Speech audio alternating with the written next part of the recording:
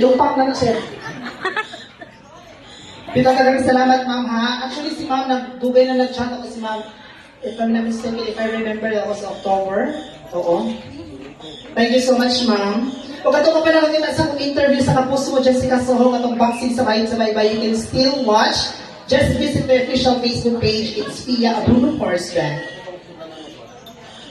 Again, in April 27, if you have time with your family and friends, go witness the Sarah Geronimo concert featuring Sian Lim. Of course, with the exceptional host of Leyte, Pia Horseback, yours truly. I will be one of the performer of the said concert in Kinanga, Leyte. Okay, ito nga rin sa tunga, ma'am and sir. Oh. Mungintan niyo ba yung mong asawa? Dali lang lang. Tingnan niyo, gawa sa mga Jessica Soho at interview ko. Sige ma'am. Sige mga. Sir, dito! Imong hungitan, gusto nung nakita ko kung saan ka-gentle mo ka-sweet yung mga asawa. Okay? In 3, 2, 1. Igutom po ito ang sali. Ikaw po ng sali, imong hungitan, imong kapikas sa kinabuhi. Ay, isa kadali. Igutom ka, sir? Kiss mo kamay. Papaka na to. Kiss na, kiss.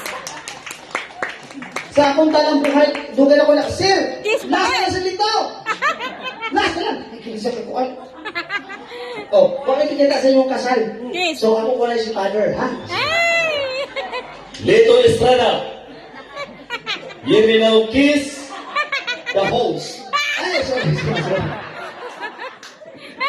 Mr. Lito Estrada, you may now kiss your wife. Nung kiss na ako. Ah, sa ako ka mag-kiss na. Ito, picture na sila na nagulit mo sa kuwan, sir. Dali, sir. Dagang salamat. But before that, ato paminaon ang mensahe sa atong celebrant karong